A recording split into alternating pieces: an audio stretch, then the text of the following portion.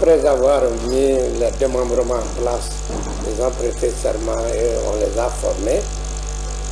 Nous avons lancé la révision des listes électorales à partir de notre atelier de membres.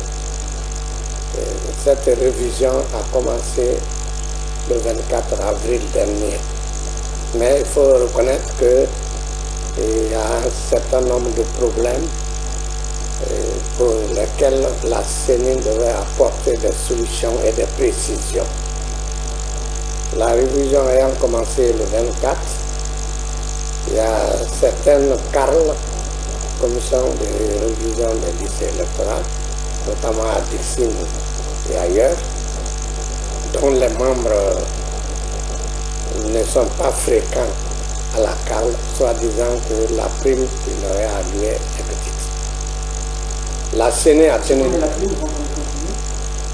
La prime, c'était 300 000 francs par membre.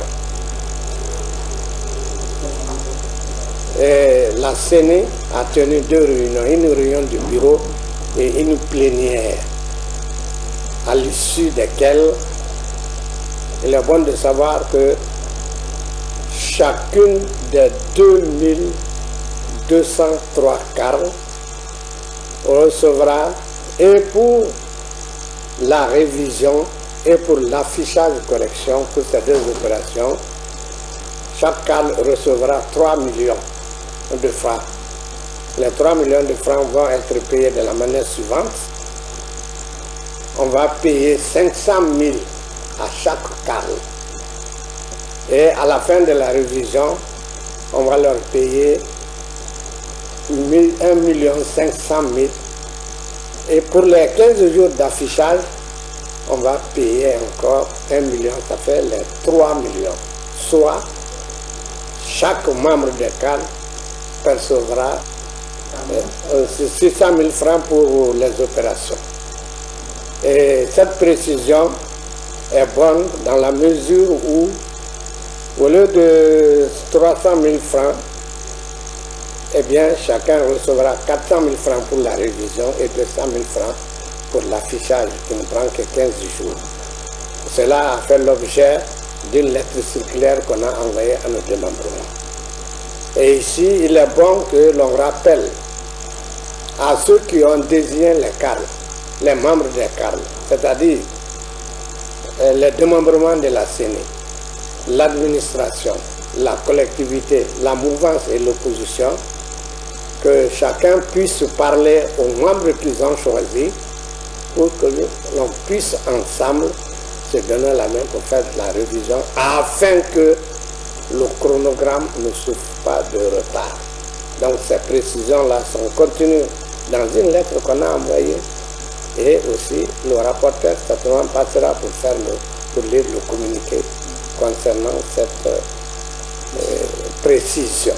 Vous parlez justement du chronogramme des élections présidentielles. Est-ce que effectivement les élections présidentielles auront lieu en octobre 2015? Si Monsieur le Président de la République prend le décret pour fixer la date, la CENI se prépare à faire l'élection présidentielle à la date que nous avons proposée. Parce que la CENI propose, c'est le président qui prend le décret. C'est le 11 octobre. Pourquoi le 11 octobre? Parce que la loi précise, l'article 28 de la Constitution précise que l'élection présidentielle doit avoir lieu 90 jours au plus et 60 jours au moins avant l'expiration du délai du mandat du président en exercice. Donc, on a fait un atelier à Kindia, au cours duquel nous avons essayé de voir comment nous allons nous organiser pour les deux chronogrammes. Chronogramme pour les présidentielles, chronogramme pour les élections communales. Parce que, il faut le reconnaître, ces élections communales devraient avoir lieu en 2014. Mais nous avons été empêchés par 3 facteurs, dont notamment l'invasion du pays par Ebola. Cela a bouleversé tous les programmes. Et la correction aussi du fichier nous a pris du temps. Les gens pensent que on pouvait faire l'élection communale en 2015 avec le fichier de 2013. Il n'y a pas eu de révision, mais ça a été corrigé. Les anomalies liées à la cartographie. Mais il faut faire la révision. Il est impossible techniquement et juridiquement pour la CENI de faire la révision avec Gemalto, d'organiser le communal et être dans le délai pour les présidentielles. Bien sûr, depuis 2009, le mandat des communes est dépassé, ils sont dans l'illégalité. Mais on ne peut pas corriger l'illégalité des communes par l'illégalité du président de la République. Ça va être plus grave.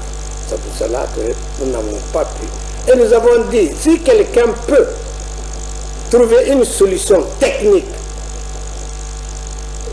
son expertise serait la bienvenue à la CENI. Et nous prions les acteurs de discuter techniquement les problèmes techniques, mais si les problèmes techniques sont discutés politiquement, il est difficile de s'en sortir. Ce que je pourrais dire, c'est un appel à mes compatriotes guinéens, que l'on se retrouve, qu'on donne des explications pour que nous puissions organiser l'élection présidentielle le 11 octobre et les communales dans le premier trimestre de l'année 2016.